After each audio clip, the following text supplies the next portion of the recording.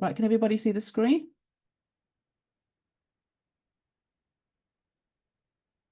Can somebody say yes or no? Yeah. Yes. Yes, okay, thank you. Okay, right, okay. The Sabbath school lesson today is going to be, I'm gonna have to do it like this. Oh, it's not letting me unless I click. Right, we're going to be doing the joining of the two sticks, and we're going to be reading extracts from Ezekiel 37. So if you can turn your Bibles to that, Ezekiel 37, we're going to be looking at from verse 15 to 28. So if you can all get you that, and I'd like somebody, when we read, we're going to be doing a lot of reading today, so I'd like somebody to be able to extract some of these verses and put them in the chat for me. So I'll ask when we're going to be doing that. Okay, so basically, when we look at Ezekiel, so today we're going to be studying the prophecy of Ezekiel, and we're going to look at Ezekiel and who he was and how did God use him. So Ezekiel was a priest. He was a priest, and his name means God will strengthen, and was called to the prophetic office. When we look at the book of Ezekiel, we'll see at the time period of Israel, it was under judgment, and this took place on the 4th day of the 5th month at Pentecost. So Ezekiel himself calls himself the priest, the son of Buzi. I don't know if that's how you pronounce it, but that's in chapters 1 to 3. Chapters 1, verse 3. He was a member of Jerusalem's aristocracy, as we read from 2 Kings 24:14. That Ezekiel was included in all the princes and all the mighty men of valor. So it was described when taken into captivity during Joachim's reign, which was in 597 BC. This is when he began his prophecy in the 5th year of Jehoiachin's captivity. So the northern kingdom had ceased to exist for 100 years before, and the overthrow of Judah was rapidly approaching. So in 2 Kings 24:12, after 11 years of reign, Jehoiakim came to an inglorious end and was succeeded by his son Jehoiachin. After a reign of only 3 months, he was carried as a captive along with the 10,000s of his chief people, including Ezekiel, to Babylon. Zedekiah succeeded Joachim and was no better than his predecessors. In his 11th year, that was in 586 BC, came the final overthrow of Judah, and we read about that in 2 Kings 25, 1 to 11. The remnant of the people were taken, the temple burned and Jerusalem destroyed. Judgment had fallen on Jerusalem due to apostasy, rebellion, and idolatry. Israel possessed a greatly distorted picture of the character of God, and Ezekiel was called to correct this erroneous impression. So when we read the book of Ezekiel, it was the leaders of Israel who, by precept and example, led the nation into apostasy. So when we read about the prophecy of Ezekiel 37, we will see how this is yet for future prediction. So to look at the joining of the two sticks, we need to look at the kingdoms of Judah and Israel. We need to understand what took place during that time to understand how this will be fulfilled in our time.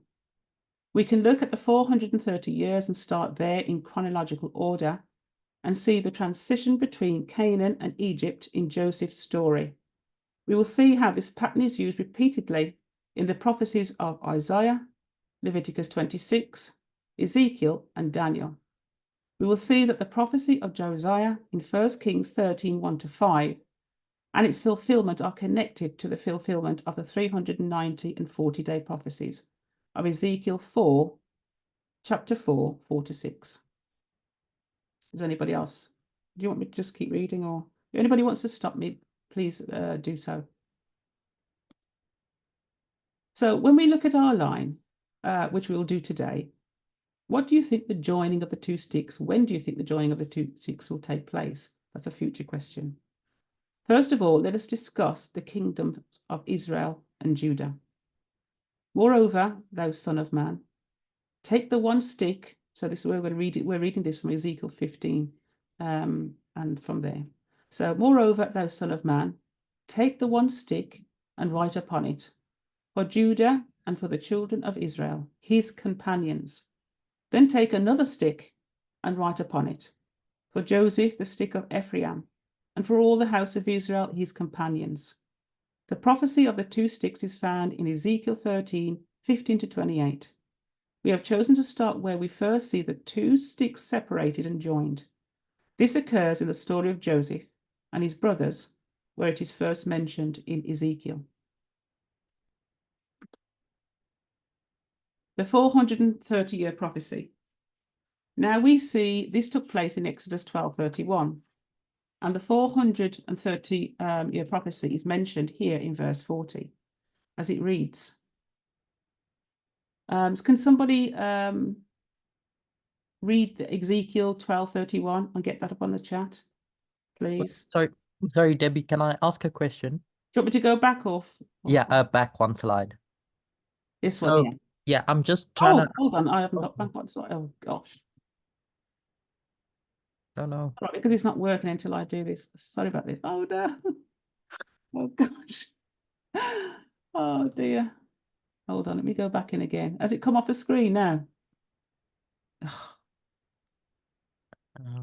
No, we can just see the slides. Oh, right, you can see the slide. Sorry. I'm just trying to think where I was. Just go back to the end there. Yeah. Oh, gosh. Sorry about that, everyone. Set up slide. Slow. Yeah, it's this one, isn't it? Open start. Sorry about everyone. So tell me when to stop now. Yeah. The previous one. I didn't go back until I. If you press the left button on your laptop, would that help? Oh no, it hasn't done it. No, it doesn't. Oh yeah, it's going now. Yeah. Hold on. Okay. That's it. Oh, you were there. This one or this one? This one. No. Yeah, this one. Right, sorry, yeah. I just got a bit confused between this step and the next one. Why were we going to the 430-year prophecy? What was your reason? Because it's tied to a larger chronology of it. Of the sojourning of the children of Israel. Well, that's what we're gonna find out. Okay. Yeah, that's what we're gonna find out. Okay. All right. Do you want? Let me see if I can go on now. Right. Okay. So, can somebody read Exodus 12:31 for me and put it in the chat, and somebody read it out? Has somebody done that, or? I'm opening it now. I'll read yes, it. okay. Yeah, lovely. Thank you.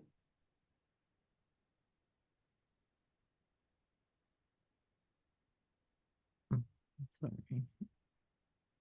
Exodus 12 verse 31 says, and he called for Moses and Aaron by night and said, rise up and get you forth from among my people, both ye and the children of Israel, and go serve the Lord as ye have said. I think that should be 1240 actually. Hold on. I think I've got the wrong number. It should be 1241. I think that's what it should be 1241. Because it should say or 1240 now the sojourning of the children. 40, yeah. Yes, sorry, so yeah, 40, that's what I meant to say. Sure. Yeah, 430, yeah. You can read that one. Now the sojourning of the children. Now the sojourning of the children of Israel, who dwelt in Egypt, was 430 years. Okay then. So we're going to now we're going to read now. Can you read also Galatians 3, 16 to 17? Sure. Now to Abraham and this seed were the promises made. He saith not, and to seeds as of many, but as one, and to thy seed, which is Christ. And this I say, that the covenant that was confirmed before of God in Christ, the law, which was 430 years after, cannot disannul that it should make the promise of none effect. Okay, thank you. So what we're going to look at now, we're going to read from Patrick's and Prophets, page 759.4. If somebody can kindly cut and paste that in the chat for me as well, please. And we're going to read. Debbie? Yes. I don't know if you're able to paraphrase those verses. Sometimes I get it takes me a long time to read the King James Version and understand what it's saying. What is being said there in Galatians? Oh, right. It says, now to Abram and his seed were the promises made. So, as to seeds, as of many, but as of one. And thy seed, which is Christ. And this I say, that the covenant that was confirmed before God in Christ, the law, which was 430 days, 430 years after, can disannul. So we're gonna sort of look at that. I've done a diagram after this, which will hopefully explain what that is. Is that okay? Yeah, that's fine. Thank Yes, you, Deborah. it's going to explain. So if you give me time to just, because I have got all this sort of in the next couple of slides, which will explain everything or should explain everything. And if you don't still understand it, then you'll probably have to ask a question, if that's okay. All right. So if somebody can put in the chat for me, then Patrick's and Profits 759.4. And I think this might be the same thing. I think I put everything in there. But if I can just put it in the chat, I just want to make sure that I put everything in there. So if somebody can read that, which is on the screen, I think I might have put it all in. Can somebody read this one for me? Richard, could you read this one, please? The one that's on the screen or the one that's in the chat? Yeah, the one in the screen. It should be the same, I think. I just want to make sure that I think I put it in the chat just to make sure I've covered everything. Sometimes I haven't added it all in for time, really. But it's saying, let us read Patriarchs and Prophets. So is that the one you wanted me to read? That paragraph Yeah, there, Patriarchs and from Prophets, the 7594. Yes, please, yeah.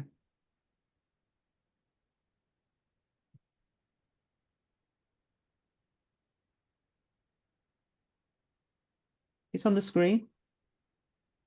Oh, is that the one on the screen? Yeah. Okay, let's have a look. The time from Abraham's call to Jacob's entry into Egypt was 215 years, being the total of 25 years lying between Abraham's call and the birth of Isaac, Genesis 12:4, Genesis 21:5. 60 years lying between Isaac's birth and Jacob's birth, Genesis 25:26, and the age of Jacob at the time of his migration into Egypt, Genesis 47:9. This leaves the remaining 215 years of the 430 as the actual time the Hebrews spent in Egypt. Hence, the 430 years of Exodus 12:40 includes the sojourn of the patriarchs in Canaan, as well as their stay in Egypt. Thank you very much, Richard. We're just going to go on here. Basically, what we've just read, we're now going to put that into line and we're going to see what this looks like. And we're going to see a chiastic sort of structure from Patriarchs and Prophets. And this is what it looks like. So we've read that Abraham departed 75 years. Add 25 onto that. He was 100 when he had Isaac. And so we're seeing the chiastic structure of the 430 years, which encompasses the 430 years, and what that looked like in Canaan and in Egypt. Does everybody understand that? So that's what we've just read is how it's put on a line. Okay. Does anybody have any questions about this one before we move on? Okay. So sorry, Debbie, can you explain that again, please? Well, did you read this, Cedric? Do you want to read this on the screen? And then that will explain to you how we've put this on the line. So could you read that again for me? Cedric. Oh, sorry. Do you mean the joining of the two sticks? Yeah, where on the screen, can you see the thing on the screen, Cedric, where it's got let us read? Yeah, I can see the that? joining of the two sticks. Is that the one? No, the writing underneath it. Yes. Yes. Do you want to read? Yeah. Do you want to read that? Okay. The time from Abraham's call, is that the one? That's right. Okay. The time from Abraham's call to Jacob's entry into Egypt was 215 15 years, being the total of 25 years lying between Abraham's call and the birth of Isaac. Genesis 12:4, Genesis 21:5. 2, 60 years lying between Isaac's birth and Jacob's birth. And 3, the age of Jacob at the time of his migration into Egypt. Genesis 47:9. So this leaves the remaining 215 years of the 430 as the actual time the Hebrews spent in Egypt. Hence, the 430 years of Exodus 12:40 includes the sojourn of the patriarchs in Canaan as well as their stay in Egypt. Right. So basically, CJ, yeah. So basically, what I've done is what you've just read. I've actually put that on a line so that we're going to see this chiastic structure. See what I mean? So you just read that now, right? Yeah. So this is what I did. So everything that you read is just being put on this structure here.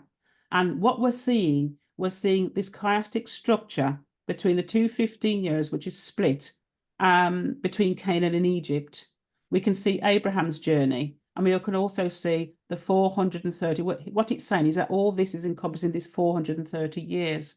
So when we put it like this on a line, we're seeing a chiastic structure. You're getting it now, CJ. So we're seeing this chiastic structure. So basically, I thought we'd read that first. I wanted to see that looked like on a line, and this is what we saw. This is what we're seeing. Right. Okay. Yeah. Good. Well explained. Thank you. Good. Yeah. So we'll just go on to the next one. So could somebody read the next one for me?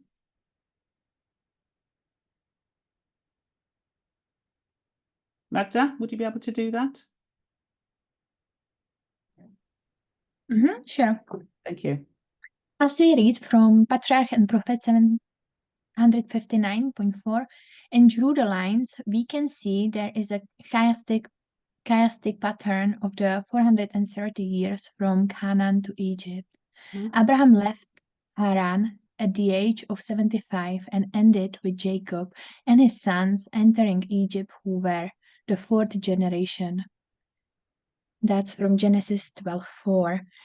Exodus 12:41 reads, "And it came to pass at the end of the 430 years, even the selfsame day, it came to pass that all the hosts of the Lord went out from the land of Egypt. The latter period of 215 covers the time they were in Egypt until they came out in the fourth generation." Thank you very much, Magda. Is everybody understanding and following? Yeah, we'll move on then. Somebody read the next one on the screen for me, please.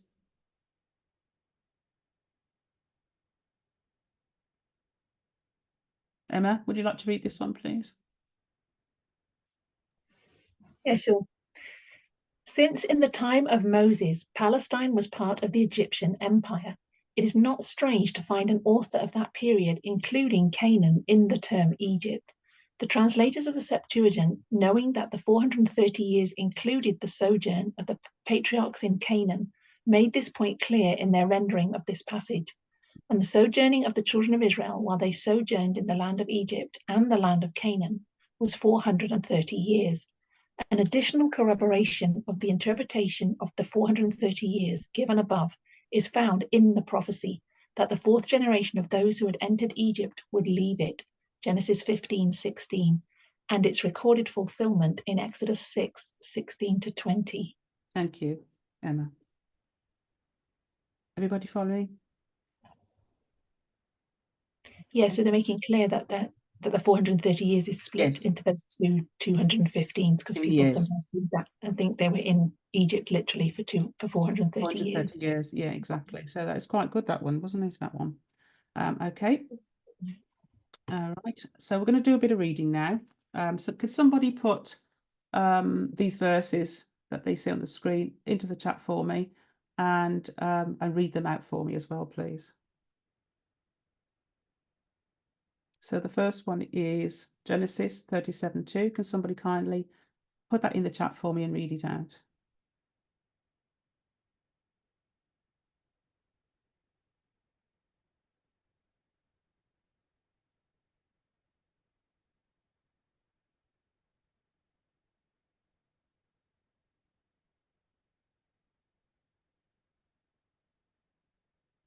Right, whoever put it in, can somebody read it out, please? I can read it. Thank you. These are the generation of Jacob. Joseph, being 17 years old, was feeding the flock with his brethren, and the lad was with the sons of Bilhah, and with the sons of Zilpah, his father's wives. And Joseph brought unto his father the evil report. Thank you, Magda. Can someone post 41:46? And read that as well.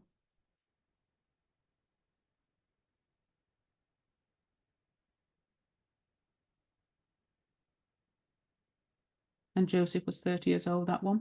I did post it in the chat so anyone can read it. Yeah, can I have a new person to read it, please? See, did you want to read it? Can you see it in the chat? Yeah, thank you. I will. Is that number 2 or Yes, 46? the 41:46, that one, and Joseph was 30. Okay. Yeah. And Joseph was 30 years old when he stood before Pharaoh, king of Egypt. And Joseph went out from the presence of Pharaoh and went throughout all the land of Egypt. Thank you. Can we now somebody post 41:1? And when they do, can they read that for me, please?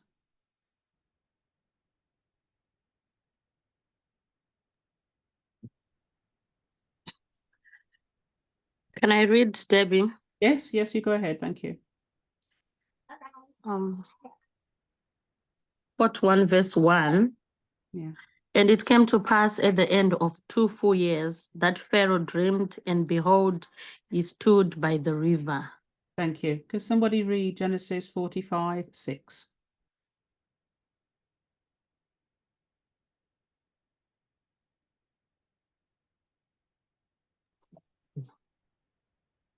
Uh, 45 verse 6. Mm-hmm. For these 2 years had the famine been in the land, and yet there are 5 years in the which they shall neither be airing or harvest. No harvest. Thank you very much. Okay, so what? Hello? Yeah, so what we've done, what we've just read there, we've actually put all those on a line. Okay, and that's what it looks like on a line. And what we're seeing here also is a chiastic structure, where Joseph was birthed, 17 years in Canaan, opposite 17 years together in Egypt. Joseph was sold, then Jacob enters Egypt. We've put all those things that we've just read on a line. The 2 years, Baker and Butler, was the 2 years of the dream, 2 years into Egypt, and afterwards it makes up the 7 years of famine. 11 years passed after Joseph stands up in Pharaoh was the 7 years of plenty. We can see a chiastic structure in those very verses that we've seen, that we just read. This is about Joseph continued. Can somebody read ST January 22, 1880? Can somebody put that in the chat as well, please?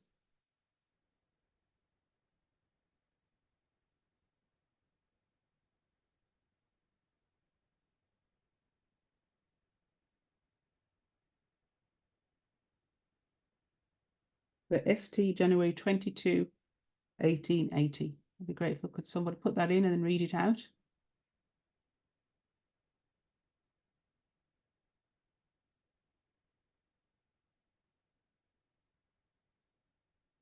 Starts off with Jacob's sons came with the crowd. Can somebody kindly read it out for me?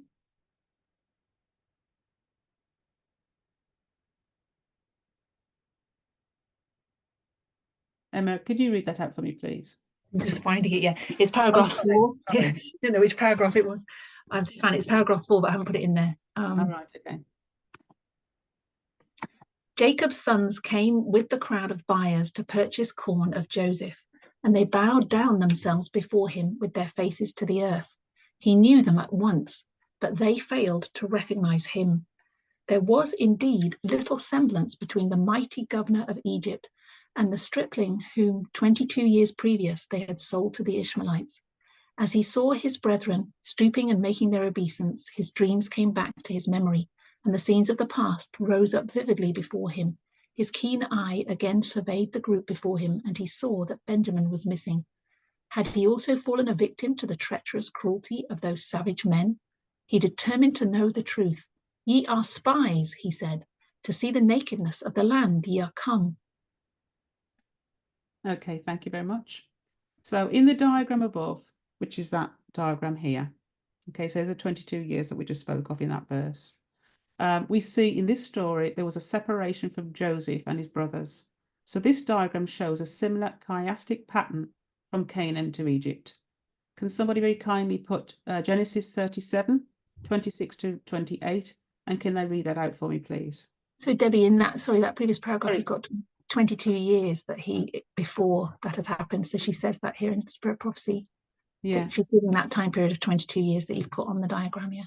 Yes, exactly, yeah. He's sold into slavery, and then That's, yeah. the year that the brothers come for the famine. Okay. That's it, yeah. So that what we did was we read that and we put that on the line there. We've put that so that we could see what it looked like. And when we did put it on the line, we can see a chiastic structure with it as well. Very interesting. I don't think I've noticed 22 years before in there. Yeah. It's Okay. 22 years previous. Yeah. I Okay. don't remember. So I think we're on this one. Could somebody very kindly read Genesis 37 put that in the chat and read it out for me, please? I don't know if Richard could do that for me. He's normally quick putting things in there.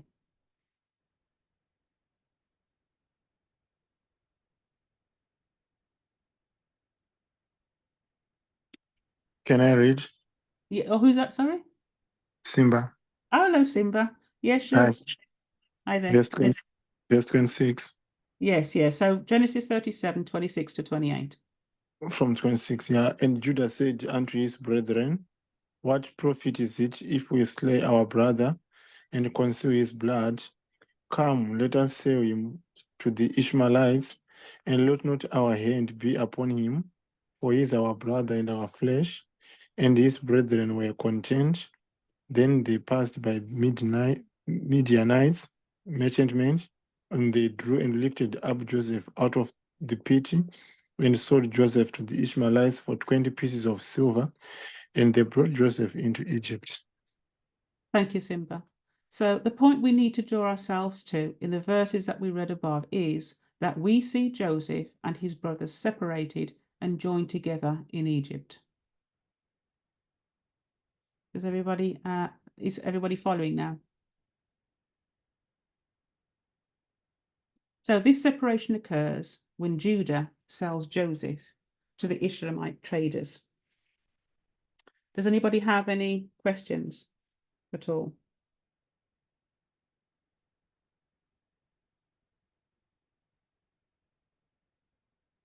Was Judah the oldest brother? No, he wasn't. It was No. Reuben. I think Reuben was the older one, wasn't he? Oh. Yeah. Okay, so we're going to go on to the next one. So we're going to go and talk about Jacob blesses his sons. We're moving on to Jacob blesses his sons. Okay, so in Patriarchs 235.3 and onwards, we read that Jacob pronounces blessings upon each of his sons. This is where we can understand the history and the prophecies of the 12 tribes of Israel. Could somebody put in the chat PP 235.3?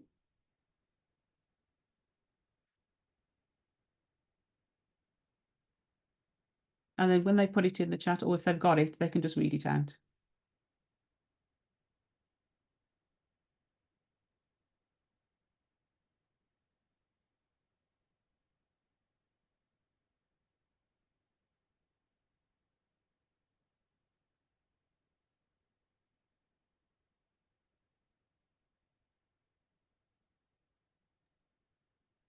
Reuben, thou art my firstborn, my might, and the beginning of the strength, the excellency of dignity, and the excellency of power. Thank you. Right, I've actually put read 49, 5 to 7 plus 10, but I don't know what. Hold That on. was paragraph 2. I don't know if the Yes, paragraph's yeah, different. yeah. Paragraph, the next one is paragraph 3 in my one. Right, that- okay. I don't know whether you wanted that as well. Yes, you can read that as well if you want. Thus the father pictured what should have been the position of Reuben as the firstborn son. Yes, But yeah. his grievous sin at Edar had made him unworthy of the birthright blessing. Jacob continued, unstable as water, thou shalt not excel. Yeah. Okay then. Simeon and Levi are brethren, instruments of cruelty are in their habitations. I've put read 49, 5 to 7. I'm not really sure what I'm not sure if that's Genesis, I think. Yes, Genesis yes, it 49. is. Yeah. Can you read that for me, Emma, please? I forgot to put Genesis in there. I obviously missed that off. Oh, let's find it. Yeah, and then number 10. Genesis 49, 5 to 7. Simeon and Levi are brethren, instruments of cruelty are in their habitations. O my soul, come not thou into their secret, unto their assembly, mine honour, be not thou united. For in their anger they slew a man, and in their self-will they digged down a wall.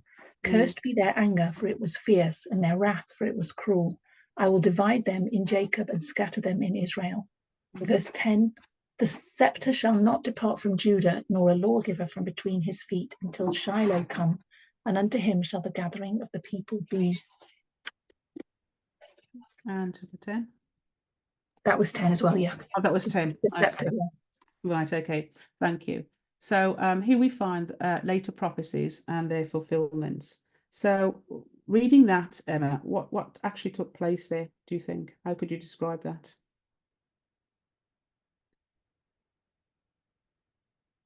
So we know that Judah received the kingship, didn't it? Levi the priesthood. So what did Joseph receive? That's a question to Emma.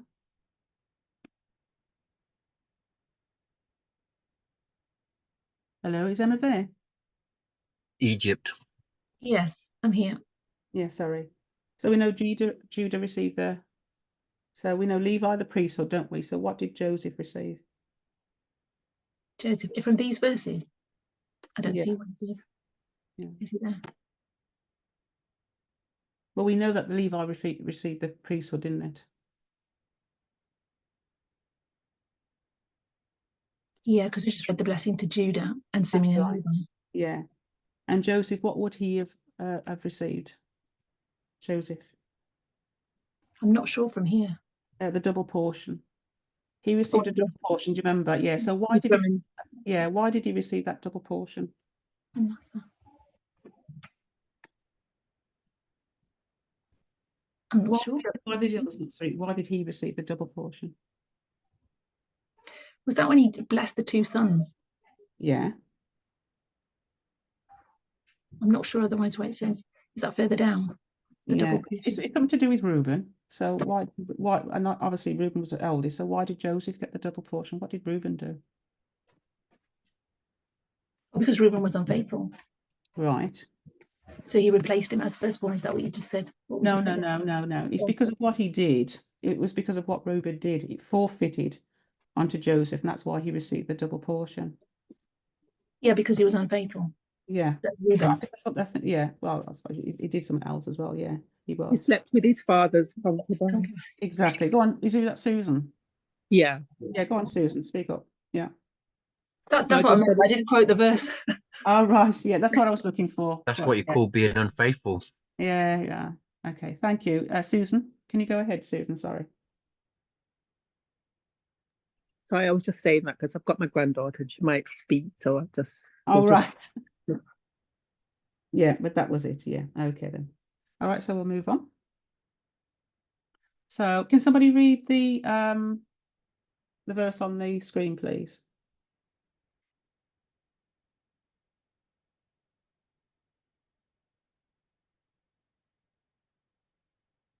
Or Simba or Melania. I don't know who's there, sorry. Or Blessing. Is Blessing here today? You want to read that?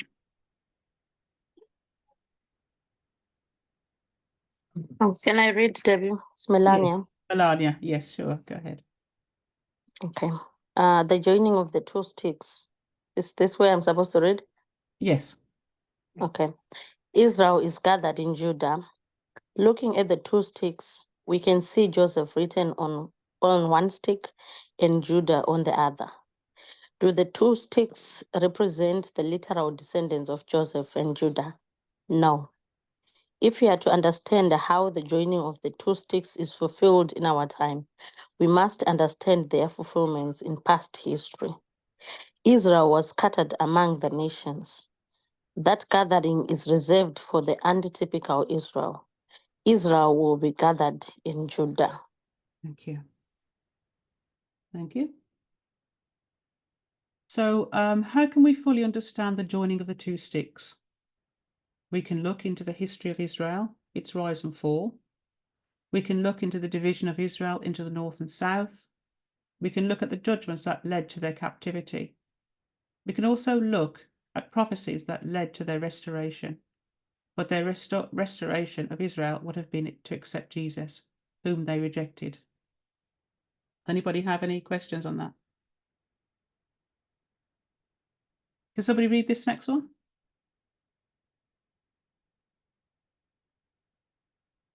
Richard, do you want to read this next one, please?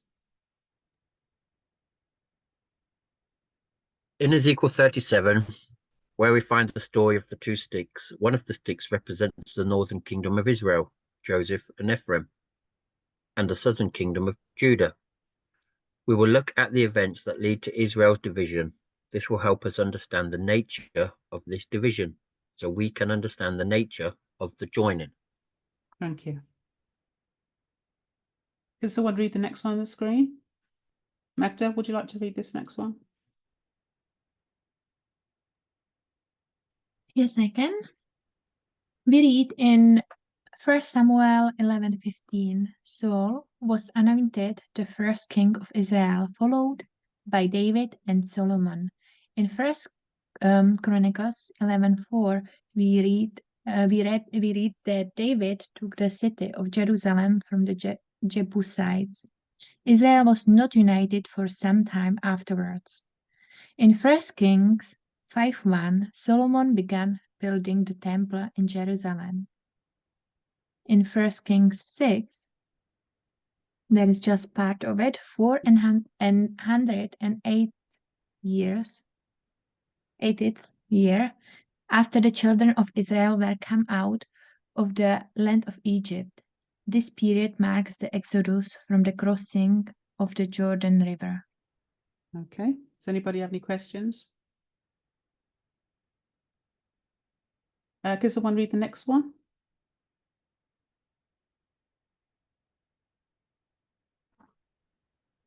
Hello. Hi. Yeah. Israel divided in 1 Kings 11 verse 4. Solomon left the kingdom to his son Rehoboam. However, this transition of power should have run smoothly. 1 Kings 12:2-24. This transition of power had been contested by Jeroboam, who was king over the 10 northern tribes. Okay. Does anybody want to talk about that? Okay. Now we'll move on then. Can someone read up what's on the screen? Debbie, sorry, can you just summarize that? You're going quite fast, I think. I feel Oh, like sorry, am I? Well, I'm trying to ask everybody, you know, and nobody's sort of asking any questions, so that's why I went. That's okay. I think sorry about that. Sorry about that. No, it's fine. I just think there's a lot of good information, and I feel like I'm catching up.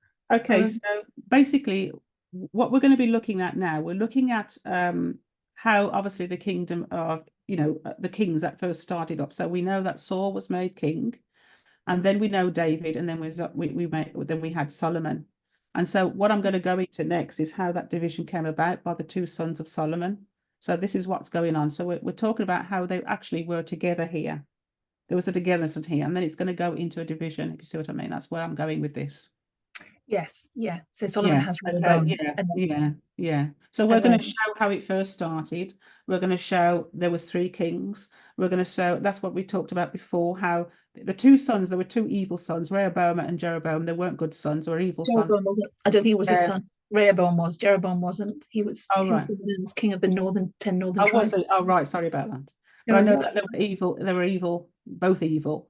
And one was given 2 tribes, Judah and Benjamin. That was Rehoboam. And we know that God said when we read in there that God was going to divide this, and so He split it between Rehoboam, who had Judah. It was called Judah, but it was Judah and Benjamin, but it was still called Judah.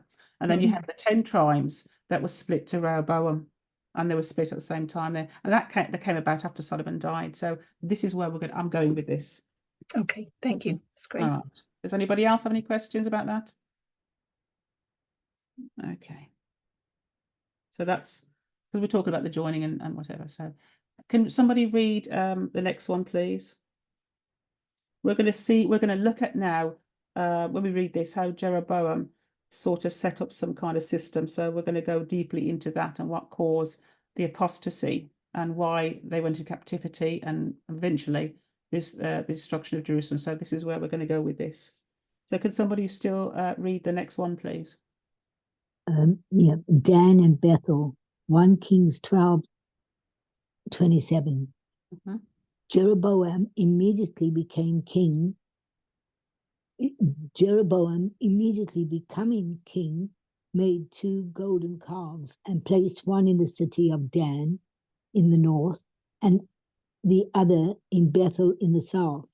He set up a false system of worship. And that's found in Kings 11:29-31. Okay, can somebody read that? Could you find that, Cedric, and then read that out for me, please? Yeah. Thank you. This is going to go into what he did and explain in more detail. I don't have to put it on I can just read from the Bible. You can just read it out. So everybody can Okay. see where you're reading from. So if they get their Bibles up now and get this verse, and then you can just read out aloud for us. Okay. 1 King 11. Yeah, and it's 29-31.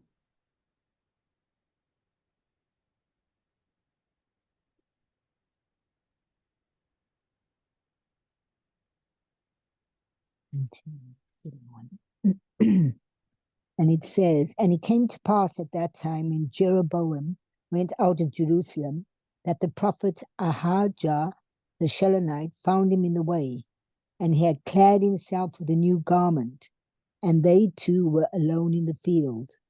And Ahijah caught the new garment that was on him and rent it in 12 pieces. And he said to Jeroboam, take thee 10 pieces, for thus saith the Lord, the God of Israel, behold, I will rend the kingdom out of the hand of Solomon, and will give him 10 tribes to thee. Yeah, so this is how we could see what God took. Thank you for that. So what we can see here, we can see that he set up a false system, a system of worship. And what he did was he was worship. When you read more into it, he had included the observance of the 15th day of the 8th month. Okay. Whereas Israelites observed the 10th day of the 7th month, which is, of course, we know is the Day of Atonement. So that's what was going on there. Okay, so we'll go on to the next one. Sorry, why did Jeroboam do that? Why did he set up this false system? Yeah. I don't know. What was there a new system in place anyway, and he just decided to exactly. go ahead and exactly. Yeah, he just went into apostasy and right. decided to do that. So not only he knew what it was, but came away, and because he wanted to be king, didn't he? If you think about when you read the story about it, Suja, he wanted to be king, so he had to do, he had to come away from that because he knew that Solomon wanted Rehoboam to be king, wasn't happy about that. That's where they had this, this transition didn't go smooth because Jeroboam wanted to be, so he came away and moved away, and this is the effect of it. Right. Yeah. Okay, so we're now going to be reading the prophecy of Josiah. So does anybody who hasn't would they like to read what's on there? And can they kindly read from 1 Kings 12:32-33 if they're going to do so? So if we can have somebody read 1 Kings 12:32-33. We're going to be doing a lot of reading from the Bible today. If somebody's got that, if they can just read it out aloud, I'd be grateful.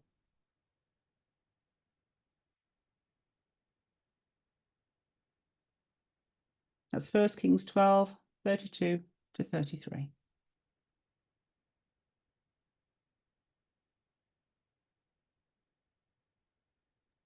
Debbie, Yes, Babs. I just found in a few verses before the ones you've just quoted. So do you want me to go back, or we're talking about Josiah now? No, it's just in reference to Cedri's question. So she Oh, had right, asked, sorry, yeah. why did Jeroboam do that? Do what he did. Yeah, go on. And I saw in verse 26 and 27, which might be an answer to her question. Do you want to read it out? Yeah. Sorry, just give me 2 seconds. My Bible just closed. First Kings 12, verse 26. It says, and Jeroboam said in his heart, now shall the kingdom return to the house of David. If this people go up to do sacrifice in the house of the Lord at Jerusalem, then shall the heart of this people turn again unto their Lord, even unto Rehoboam king of Judah, and they shall kill me, and go again to Rehoboam king of Judah. So just emphasizing the point that when Jeroboam was in the north, he was afraid that the Israelites would continue going down to to Jerusalem in the south, which was the capital, so to speak, where the temple was, and do their sacrifices and worship there. And if they kept doing that, then everyone would just go back to the south, and he would lose his grip on power, so to speak. So he sets up these places where they can worship, and they don't have to go to the south anymore. Thank you, Curtis. Right, thank you very much. Yes, thank you very much. Well, that's good. So can somebody read 1 Kings 12, 32 to 33 for me, please?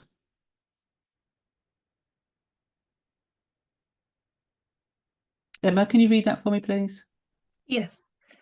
And Jeroboam ordained a feast in the 8th month on the 15th day of the month, like unto the feast that is in Judah, and he offered upon the altar. So did he in Bethel, sacrificing unto the calves that he had made. And he placed in Bethel the priests of the high places which he had made. So he offered upon the altar which he had made in Bethel the 15th day of the 8th month, even in the month which he had devised of his own heart, and ordained a feast unto the children of Israel. And he offered upon the altar and burnt incense. Thank you. So at the worship of the golden calves on the 15th day of the 8th month, we are provided with a prophecy of the coming of Josiah. Can somebody read 1 Kings 13, 1 to 3? Magda, would you like to do that and just read it out loud, please? Sure, That's I can. 1 Kings. Yeah, thank you. And behold, there came a man of God out of Judah by the word of the Lord unto Bethel, and Jeroboam stood by the altar to burn incense. I don't know how to pronounce that. Sorry. Yeah, I've got. Is it incense? Thank you. And he cried against the altar in the word of the Lord, and said, O altar, altar, thus said the Lord, behold, a child shall be born unto the house of David, Josiah by name, and upon thee shall he offer the priests of the high places that burn incense upon thee, and men's bones shall be burned upon thee.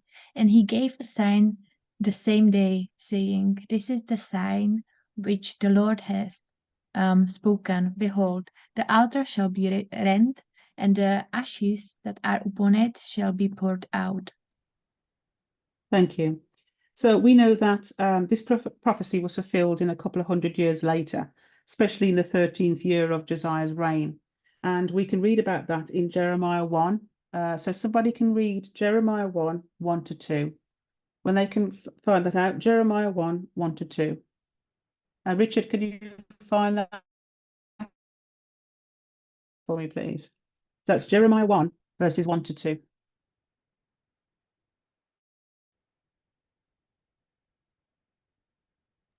Can I read, Debbie? It's in the Yes, chat. sure. Thank you very much. Thank you. Right, okay. But I did ask to read it out, so sorry. But go ahead. Or the words Do you of want me to read Jeremiah. it? Be grateful. Thank you.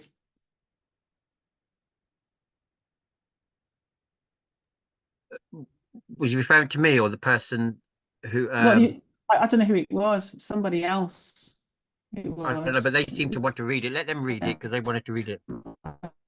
It was Simba, Debbie, I think. Okay. Simba. Do you want to go ahead? Thank you. All right. The words of Jeremiah, the son of Hilkiah, of the priests that were in Anatot in the land of Benjamin, to whom the word of the Lord came in the days of Josiah, the son of Ammon, king of Judah, in the 13th year of his reign. Yeah. There we are. So we know, thank you, Simba. So we know in the 12th year of Josiah's reign, we know that he began this work of reform. So, we know that it was quite cool, this work was, because it includes destruction of all the idols of false worship that they had at the time, especially in the parts of northern Israel as well. Okay, this was quite extensive work Josiah had to do.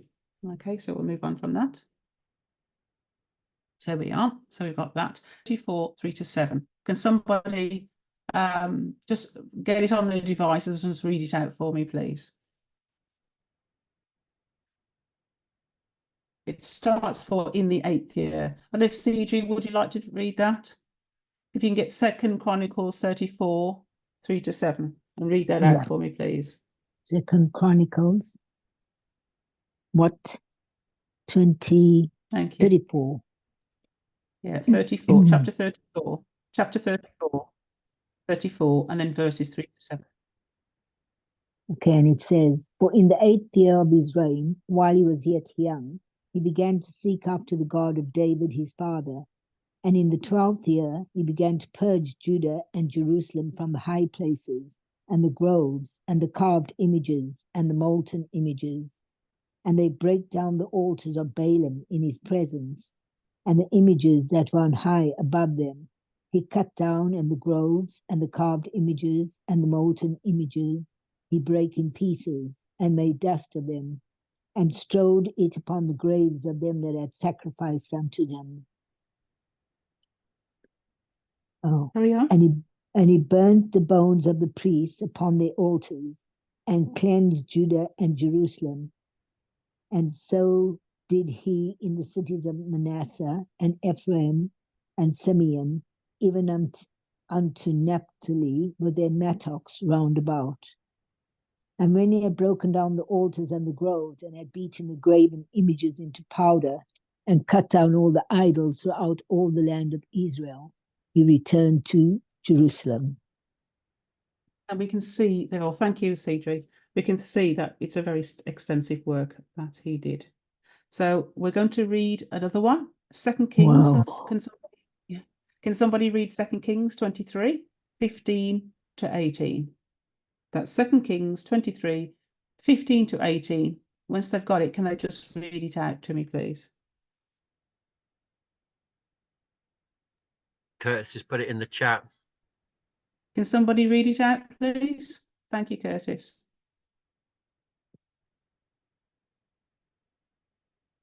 Sure, Emma, would you like to I'll read that read for it. us? All right, thank you, Curtis. Moreover, the altar that was at Bethel, and the high place which Jeroboam the son of Nebat, who made Israel to sin, had made, both that altar and the high place he brake down, and burned the high place, and stamped it small to powder, and burned the grove. And as Josiah turned himself, he spied the sepulchres that were there in the mount, and sent, and took the bones out of the sepulchres, and burned them upon the altar, and polluted it, according to the word of the Lord, which the man of God proclaimed, who proclaimed these words. Then he said, what title is that I see? And the men of the city told him, it is the sepulchre of the man of God, which came from Judah, and proclaim these things that thou hast done against the altar of Bethel. And he said, Let him alone, let no man move his bones. So they let his bones alone with the bones of the prophet that came out of Samaria. Thank you. Thank you very much. Okay. So this prophecy was fulfilled in the 13th year of Josiah's reign. This was also when Jeremiah began his ministry.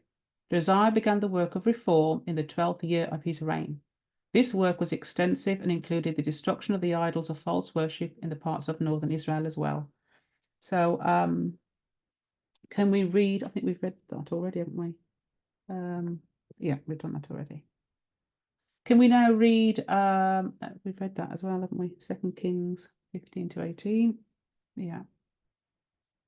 Okay, so can somebody read this one as well, please? We've just read that one, haven't we? So here we see that Ezekiel predicts the coming siege. I think 16 to 7. Yeah. So here we see that it predicts this coming siege. He uses the prophecy of Josiah that was discussed above. The houses of Judah and Israel are joined in this prophecy to predict the coming siege. That is, from the dividing of the kingdom, in which the prophecy of Josiah is given, to the beginning of the siege is 390 years. From the fulfillment of the prophecy of Josiah in the 13th year of Josiah's reign to the siege, it is 40 years. So this is where we're going to be talking about the 390 days and the 40 days siege. And this is how it looks like, what we've just talked about. So 40 years of Judah, we see that there's a prediction in 1 Kings. That was 350 years from there. And then we've got the fulfillment of 2 Kings, which takes us from 390 years for Israel up until the fulfillment of Ezekiel. And the siege there took place in 587. Took place in 587 BC. This is when the siege took place. And this fulfillment we can read about in Ezekiel 24, 1 to 2. And the actual destruction of Jerusalem took place on that line in 586 BC. Okay. So we can look at other prophetic structures that mirror the prophecies in Isaiah, Leviticus 26, we should all be familiar with those, and Daniel. Deb, Yes, sorry. could you just, for me, could you just go back 2 slides, please, to Ezekiel? Right, okay, yes, this one you mean, or the one before? Yeah, oh, that one. Thank you. I just wanted to take a picture of that. Thanks a lot. Okay, thank you, dear. Okay, so this is what it would look like on a line. Okay, so that's what we just spoke about there. And this is what it's going to look like on a line. Okay, so we could look at other prophetic structures that mirror the prophecies in Isaiah, Leviticus 26, and Daniel, where we see that the joining of the two sticks is not yet completed. Okay, so what I did, I drew this line here, ancient Israel. What I was trying to do was get the two lines actually, so that we could see how that's going to be looking in a line. And this is ancient Israel line. We can see that the plagues come at 100 AD, and we know that the priests, Levite, and Nephilims have got their harvests. So I want to talk about that in more time in our modern Israel. So in modern Israel, what we can see here, we can see the harvest for each group: Levites, priests, Levites, and Nephilims. And what I want to talk about was, how do we see these two? Let me get rid of that. How do we see that these two lines are going to come in the future? So this is now going to be open for discussion. So regarding the harvest for the priests, Levites, and Nephilims, we know there'll be a shaking that will take place to oust the tares, and God will graft in those that believe his word. And we read about this in Romans 11:23. If they abide not in belief, they shall be grafted in. So I'm going to leave this open now. So basically, we know on the lines that we've just seen that each group has got a separate harvests. We know that at the harvests, God's to bring the two sticks together. This is how I'm seeing this. That when we see that the harvests come to each group, we know that whoever is grafted out of that will be left, those people that God will bring in to make this joining of the two sticks. So I want to leave that open, and I've got some headings here that we can sort of discuss how we see that going to be brought together. So I'm going to leave this this open, and if somebody can talk about perhaps the headings that I've put there, they can discuss about how they see these two sticks coming in the future. Where are we pinpointing that to happen? Is it going to be at the Sunday law, before the Sunday law? Do people see it at the close of probation? Where do they see these actually two sticks coming together to fulfill God's purpose? This one church, that how it's going to be brought together, because we know, as we've just looked at the joining of the two sticks, this is yet going to be in the future. So we know that's going to be us. So we know that the priest, Levite, is what's bringing us together. What is it that's going to be? We know it's the messages. We know, so I'm going to leave that open. So does anybody want to start? I have a question, Debbie, before we get to this part. Yeah. In a few sentences, could you summarize or could you confirm or not whether the separating of those two sticks, was that in reference to Joseph, the first thing what we looked at was, Rehoboam and Jeroboam? well, that was a separation there. We're seeing 2%. What I showed you was two lots of separations there. Okay. But the very first one in Joseph, we saw the separation and we saw the joining. We saw this chiastic structure happening. So even though we can say that even though we saw it, we know that it's not literal. We know that it's not literal Judah. We know that it's not literal. So what I'm saying is we're going to be, when I'm looking at this, I'm seeing this is at yet future. So this is going to be the spiritual Israel, which is where God is going to join these two sticks together. And this is what this, that's why I put those lines on, because I know that this joining will be this final joining in where we will see that these different groups will have their harvests. And we know that whoever's taken out of that, the people who are going to be accepted, that will be the joining of the two sticks. That's how I see it. Okay, so I don't know if you see that any differently. I don't know. So I'm open for comments. So that's what I'm doing now. I'm opening it up this for discussion.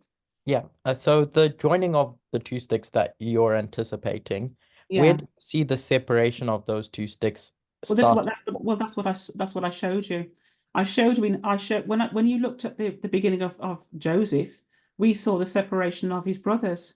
And when we saw that, when I showed you the second part, which was Solomon and the two sons, we saw a separation there. When we look at Leviticus 26, we see the scatterings and the gatherings, all these divisions coming together, and there's been many of them.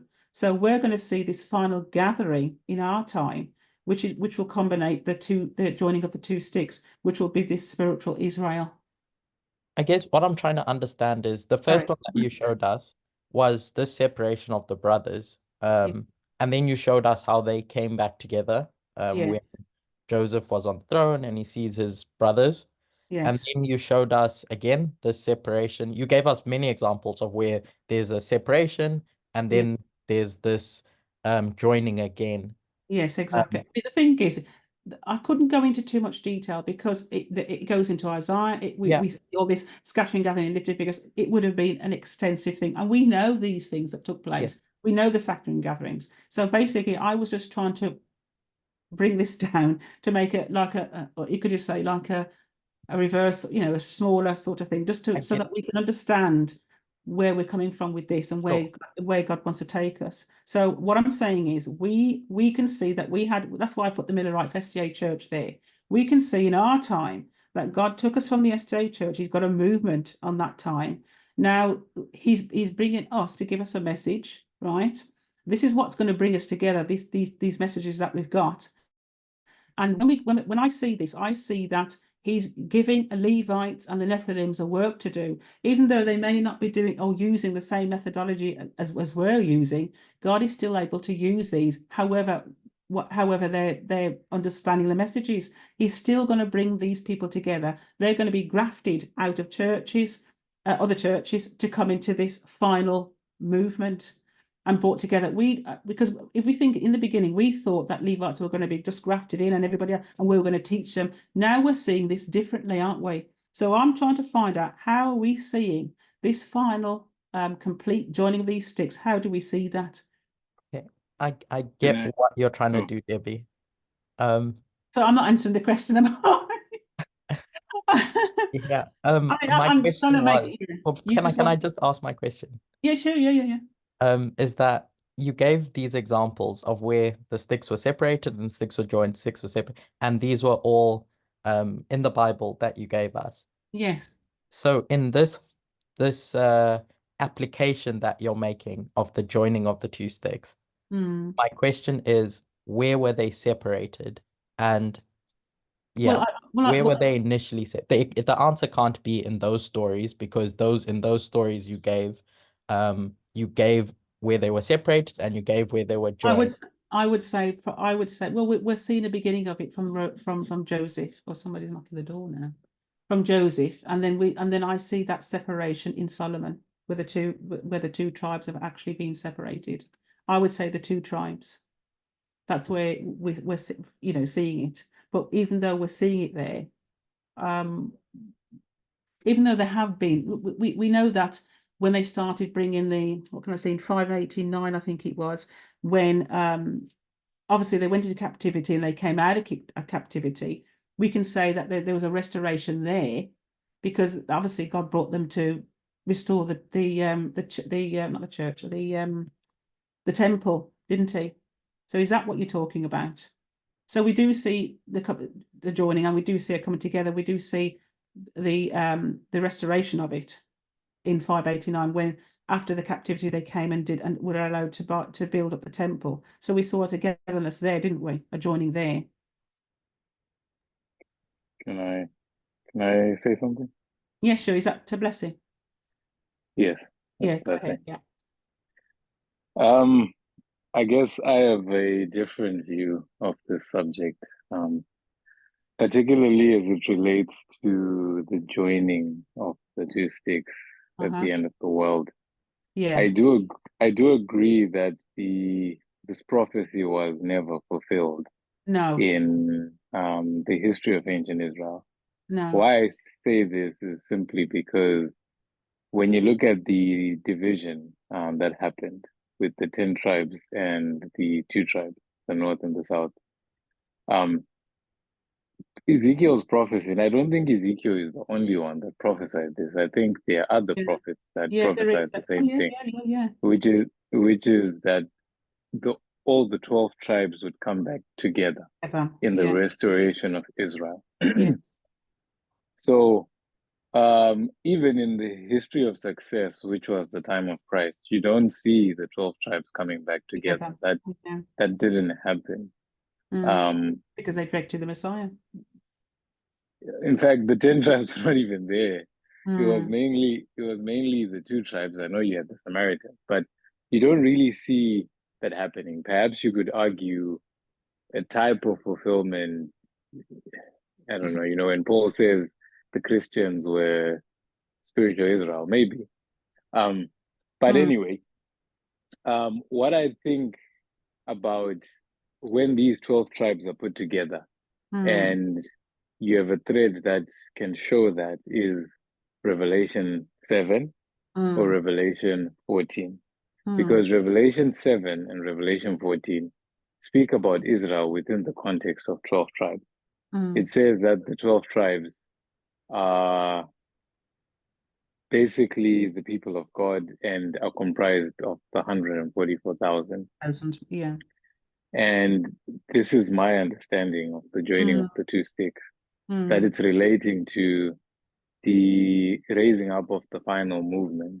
Yes. So the primary fulfillment, I would think, would have been 1798, because it's in 1798, the time of the end, when that work of raising, the final Israel began. And I believe this issue is not disconnected from the 2520. Why I say this is because when the 2 divisions took place, it also affected, if I could say, their lifespan or life cycle. So what I mean by that is the northern tribes went into captivity first, and then the southern tribes followed a few years after. And that scattering of God's people, the domination of the pagan tribes or the pagan nations over Israel, it never ended. I think that's what Daniel's prophecy is about, that you know, these different kingdoms trample God's people underfoot until you get to the time of the end. Yes. So it's only when you get to the end of the 2520 that you see Israel captivity fully being lifted. You see the tables beginning to turn and God's kingdom, you know, according to the prophecy, gaining the ascendancy again. And if the Millerites had been faithful, essentially the kingdom of Satan or the pagan kingdoms would have been destroyed, which is what Daniel's prophecy points out. So, yeah, so I don't think that the grafting of the Gentiles that Paul speaks about in Romans 11 is pointing to the joining of the two sticks, even though the language is similar. All right. He's just talking about the Gentiles here. Yeah, even though the language is similar, I think it may be different, because when you look at the work of the Christian church, particularly Paul as the apostle to the Gentiles, their work was to bring in the Gentiles. That was their primary work, to destroy the, you know, national barriers that were preventing God's people from elsewhere to get into the church. But ever since then, God's church has been comprised of Gentiles, if we are to say that. It's not a national church. Even today, our movement is representative of so many nationalities. And the reason why we can all confidently say we are part of God's kingdom or God's church is because of the work that the early Christians did, the work in the end of ancient Israel, that work of bringing down the wall of separation between Jew and Gentile. Right? So that work is not being repeated, I don't think, at the end of the world. Because anyone can be a part of this movement as long as they accept the conditions of joining this movement. Yeah. So I, in summary, I just think, according to the theme or the story, at least my understanding is, you've got Israel split up in its natural history. That's never fully resolved in its natural history. And then when you get to the end, prophecy, particularly the book of Revelation, points to the restoration of Israel in its entirety, the 12 tribes, in the form of the 144,000, which is the last day movement. In 1798, it was the Millerites. And then, since that was a history of failure, you've got our time, which becomes our movement. History of success. So, yeah. So I think our movement is the fulfillment of the joining of the two sticks. Amen. That's my thinking. Which is what I think. Thank you very much, Blessing. That was great. Does anybody else want to be, you know, because I'm leaving this open for discussion now. How do they see what's going to happen in the movement? What do they see? When do they see these actual joining of the two sticks taking place? So I want you to tell me, where do you see that on the line? Blessing, where do you see that on the line taking place? So I'm saying it's 1989 to the second advent. It's the reform line of the 144,000. So the development of the 144,000 is the restoration of Israel, the joining of the two sticks. So do you see 12 tribes have come back together. Do you see it from the close of probation? Because the close of probation is when the Nephilims obviously end their harvest. So do you see it from the probation to the second advent, or do you just see it at the second advent? No, I'm not connecting it to any other group. I'm saying it's no, I mean everybody. No, I mean everybody. I'm talking about the whole when it's all, you know, when all the tribes come together. I would say no, I see it as the second advent. Okay, that's fine, but I'm not seeing it that way. I'm saying this movement is the joining of the two sticks. So once you get to 1989 and this movement begins, that's the 12 tribes right there, because that is Israel. So I'm saying the 144,000 are the fulfillment of the joining of the two sticks. I'm not connecting it with Levites and Nethinim. Right, okay. Because in fact, I have thoughts about Levites and Nethinims and them joining this movement, but I didn't want to discuss that. But generally, I'm just saying, I think it was saying, Israel had 12 tribes. They were representative of the kingdom of God. They were split up and essentially destroyed. And then God promises to restore the 12 tribes. And I'm saying the restoration of the 12 tribes is this movement. It's not connected to any particular individuals joining this movement. I think it's the raising up of the 144,000. Right. That's my understanding of the joining of the two sticks. So Oh, it would be 1989, because that's when the work of raising the 144,000 begins. Yeah. And it just continues to grow from strength to strength. Tonight. So the whole reform line, which is 1989 to the second advent, the development of the 144,000 is the joining of the two sticks. The reason why I'm trying to explain that is I don't think it's related to evangelism, because that's what I'm trying to say. I don't think it's about Levites joining this movement or any Nethinims joining this movement. No, I'm saying it's the prophetic work of raising up this movement. So the development of this movement, which is 1989 to the second advent, that's my understanding of the joining of the two sticks. Lovely. Okay, thank you. Emma, what do you think? I was just going to add, I think that's where Curtis's question was coming from, because in the illustrations you gave us the beginning and the end, the beginning and the end. So you clearly showed Joseph and his brothers being split, and they're already family. They're split, and then they join again, and then you get the 12 tribes who are already one kind of nation, and then they're split, and then, as Blessing said, the 10 tribes get wiped out, so it's only one tribe left. And then now you come down to our time, and Curtis was saying, if you're going to say they're joined at the end, when are they split in our time? When would they split? So when were those, if you're going to say the Nethinims and the Levites are the other stick to join, when were they part of Israel? When were they together? I know that's something I've misunderstood then, I think. When were they split? And then exactly. I think I've misunderstood that too, part, because I think that's how I saw it. Right. And I think that's where Blessing's coming from, saying, no, it's not about those two groups joining. It is that restoration of Israel. It's just that one stick. Yeah, because we've not been in our time, obviously, since Israel and Judah, and Judah and the 10 tribes. We've never been in split into two. We've just been the SDA church. It's just been spiritual Israel in that sense. Right. Okay, then. Yeah, I think I misunderstood that. Yeah, okay, thank you. Does anybody else want to say anything before we close? I don't know if you misunderstood. What has he misunderstood? What did you misunderstand? You mean you're just applying it literally? Yes, exactly. I saw it as the Nethinims and Levites joining. That's what I saw. So that's just application of it. So it's right. Exactly. About the two sticks being restored. Yeah. But what that looks like in our time, I think perhaps we made it very literal. Yeah, probably I did. Yeah. Can I just comment? No. One person at a time, please. So who was first?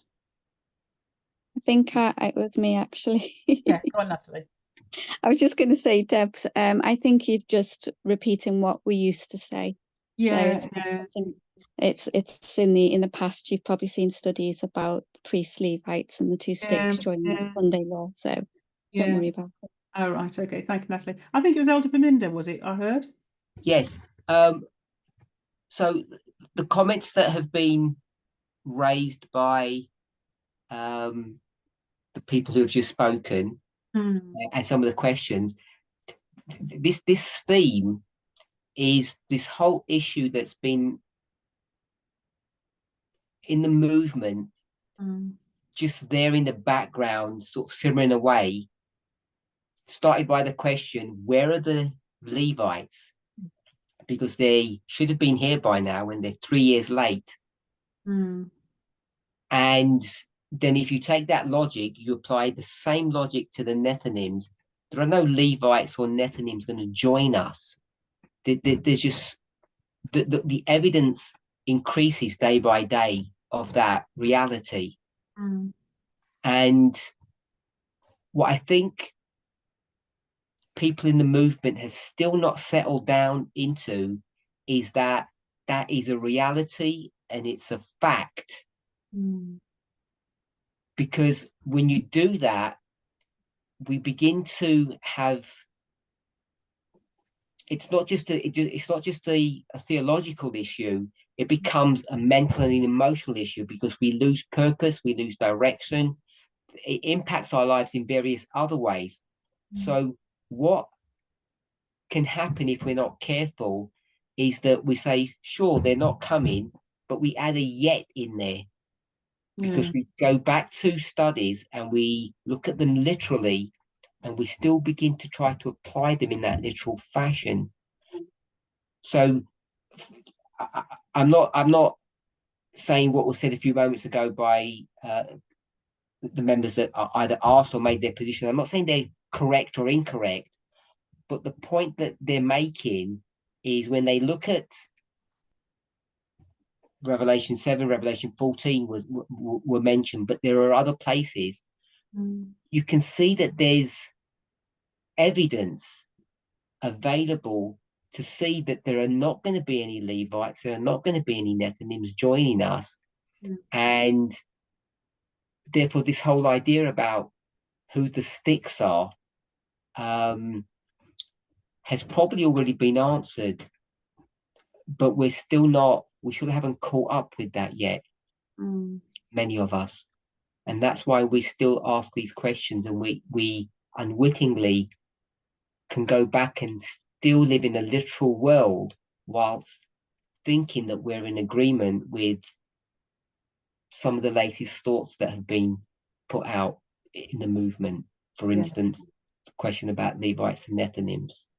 It's certainly made me understand a little bit more anyway, now that I've heard Blessing describe it. It's sort of turned my mind around, because I think perhaps I still had that in me somewhere. I think you're right about that, Elder Belinda. I think this study is really timely and important, regardless of the direction that you thought. Okay, does anybody else want to add anything to this before we end our presentation today? I don't know if you can hear me. Have we lost it? I don't know. Yeah, Debbie, can you hear? I can hear. You can hear. Okay. Oh, I just wanted to just in closing. Yeah. Regardless of whatever thoughts you had at the beginning, I think this study is really important because it just adds increasing evidence to show that our models are correct still if we just review them and look, and when we compare that to the evidence all around us, that everything that we thought was correct in as things have moved and developed are still there, are still sound and correct. And I know it's a controversial subject, but I'm just going to just throw it in here without giving a date, either a month, a day, or a year. The subject of the Sunday law, people still think it's controversial, or that there are options, or that we can calculate it in some way and come up with some number, some date out in the future. And what we're not doing is seeing what's staring us right before our eyes, that we're in the agitation of the Sunday law already, and the Sunday law is just about to happen. Everything screams to that. And if we were just to go back to our studies and look at inspiration, we'll find that the evidence is staring us in the face, just as in this study. When we get together, we'll find the answers are already there. They've already been answered, and we can come into unity on these points. Right, okay. Thank you, Elder Belinda. Okay, on that note, I'm just going to end the study now, and we're going to we'll just end the study. I'll stop sharing.